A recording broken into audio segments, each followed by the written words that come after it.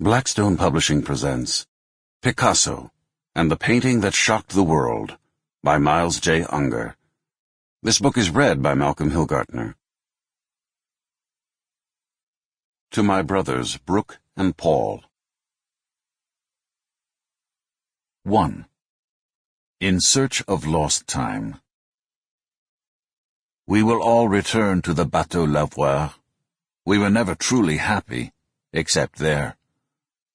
Picasso to André Salmon, 1945. Pablo Picasso stood on the threshold of his apartment, bundled against the autumn chill, his hat pulled low about his ears, a brown knit scarf tossed carelessly across his shoulders. A shapeless coat engulfed his stocky frame. Shabbily dressed, not so much anonymous as invisible beneath the layers, he hardly looked the part of the world's most famous artist. There was something incongruous in the scene, something about the man and the place that didn't quite match. If the elegant address, a 17th-century apartment building on the Rue des Grands Augustins, in the genteel left-bank neighborhood of Saint-Germain-des-Prés, proclaimed his worldly success, his rumpled outfit suggested an indifference to the trappings that came with it.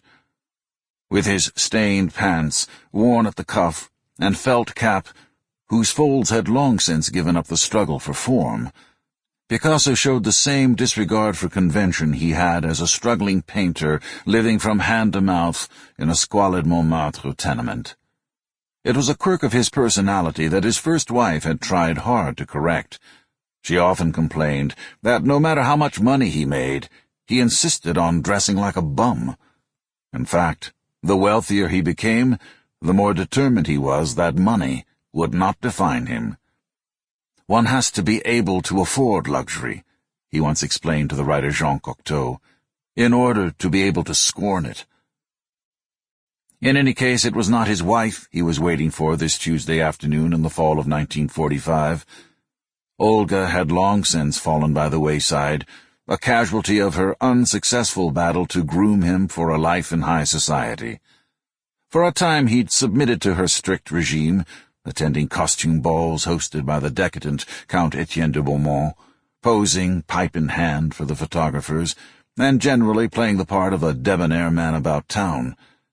But he eventually tired of the cocktail parties and elegant soirees, reverting to the haphazard ways he'd enjoyed before the smart set claimed him as one of their own.